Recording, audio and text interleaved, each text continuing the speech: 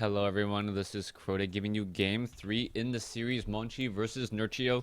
So far, it's been the Protoss show here and the Nerchio BM in this Protoss versus Zerg. I can't tell if Nerchio was being sincere in game 1, but in game 2, Nerchio revealed his true colors. Right, yep, there you go. Good luck, have fun, master. I don't know if that means like, hey, you're my master. Oh, how sweet. I don't know if it's master or master league versus GM. And there's a little bit of the heart. Here we go.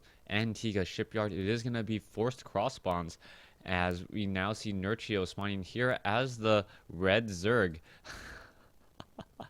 Alright, a little bit of banter between the players. I always respect my opponent until I lose. So Monchi spawning here as the green Protoss, red Zerg.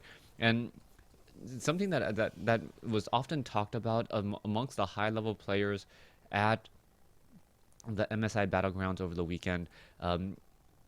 StarCraft, playing StarCraft isn't fun. Winning StarCraft games is a lot of fun. And because sometimes you don't win, you actually end up being much more frustrated. I totally agree with that sentiment. You know in a 1v1 StarCraft game that if you lose, you have no one to blame but yourself. You can try to blame Blizzard, but really that's just so BM. Alright, here we go. Nerchio is going for a spawning pool first here on Antigua. Overlord still making its way. We can see probes and drones passing each other here as Monchi opting to go for an assimilator and a gateway. So this may be a typical 4-gate. Alright, assimilator is being placed down here. The only reason why I say it could be a 4-gate is because Nerchio was the one who brought it up in the previous matchup. Alright, Monchi does have a lot of chrono boost. No, not very much chrono boost saved up, and it's really going to be critical to see how he spends this last bit of energy. If he chrono boosts out more probes, then it most likely is not a 4-gate. If he just saves the rest of it and then starts chrono boosting here. Alright, no proxy for you. Yeah, so apparently no proxy hatch or proximity hatch. We are going into the extractor or the extractor pool. Metabolic boost should be starting to research in just a moment. And what is happening here? Here we go. Here is that one particular, the Cybernex core is already up. There's no chrono boost being spent as of yet, going straight up on the stalker. So, and we do have a second assimilator also coming in as well. Now, so far, Zealot making its way across the map. A stalker could be coming in behind to follow Monchi, looking to set up this pylon here. Perhaps a gateway here, and then utilizing the Nexus as part of the wall. Overlord still just flying away. Zealot going to be battling up against some Zerglings, but there is now a stalker nearby. The Zerglings do not want to engage as the stalker is... the stalker looks like it's actually... Nope, it is not going to be faster than those Zerglings. It looked like it was walking faster for a little while as the Zerglings are backing away. And oh, what is that Zergling going to do? Not much at all. It's just going to simply run and hide in the corner as it may get in a little bit of a scout. Monchi now waiting for those additional minerals. Should be able to warp in that Nexus here. And now we are going to be on 2 Nexus. Stalker making its way into the hatchery. The Stalker now walking up the ramp.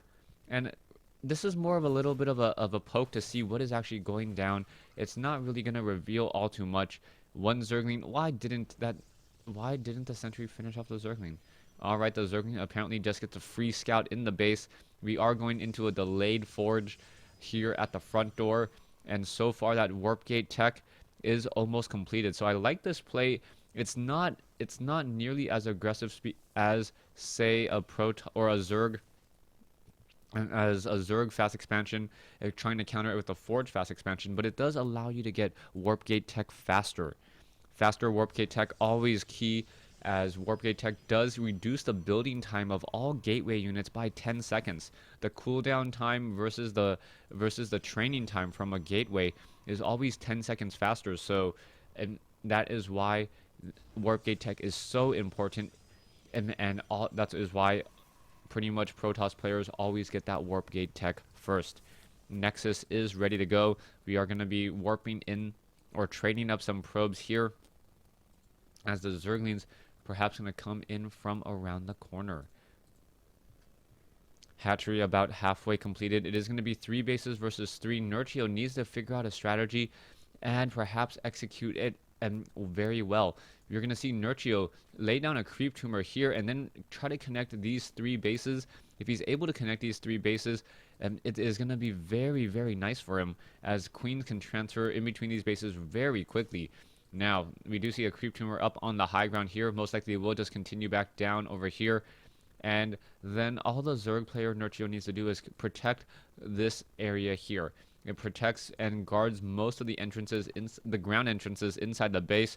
Colossi could make their way back here, but Roaches can easily take it down when there is no more additional support. Monchi looking to repeat what he did in Game 2, going very heavy sentry, and this is really because he's figured out Nerchio's strategy. Nerchio has really liked to go Zergling Roach, and Zergling Roach really gets shut down by Sentry's force field. If a Sentry is able to get down multiple force fields and split up the army, the Roaches, only maybe a third of them will be engaging at a time, as the Roaches in the back can't even attack. Once those Roaches are all gone, if you can divide and conquer your opponent's army repeatedly, that is more than enough, as we now see Stalkers warping in here on the low ground. Alright, Proxy Pylon is being placed in. The Sentries are trying to finish off all of this. Here we go, one Overlord quickly shot down, as we now see Roaches on the high ground looking to get some easy damage onto this Pylon. Pylon should most likely just get cancelled. Yes, there we go. The Roaches on the high ground, though, unable to attack back, as there are simply way too many units. The Zealots are going to walk up the ramp. There could be force fields from behind. That one probe is going to be able to warp in another Pylon here. The Zerglings want to cut off the reinforcements. And what is happening? The Stalkers, Sentries simply coming inside this base. The hatchery will fall here in just a moment. There's simply too many attacking units, and those Roaches are not able to engage. Just constantly having all of those units dancing in the backfield, as Nerchio just unable to recover here. You can see that a lot of units are being reinforced, but they are constantly being split. The Protoss army in one very nice clump of units, attacking with range, being very effective, and also always being in play together. Nerchio now down. We can see that there's 46 drones versus 34 probes. So any supply advantage Nerchio has is pretty much for naught, as we already have Monchi with almost double the size in terms of total resources. Roach is trying to battle it up, not going to work at all. And now all the Sentries and Stalkers are doing is getting a little bit of damage onto some larvae. All right, here we go. There's a force field catching two Roaches out of position. Spine crawlers are being warped or morphed in on the high ground. Sentries now need to come in. A new proxy pylon, and there's the GG. 3 very quick GGs here in this Protoss versus Zerg matchup. Thanks for watching. Thanks for listening.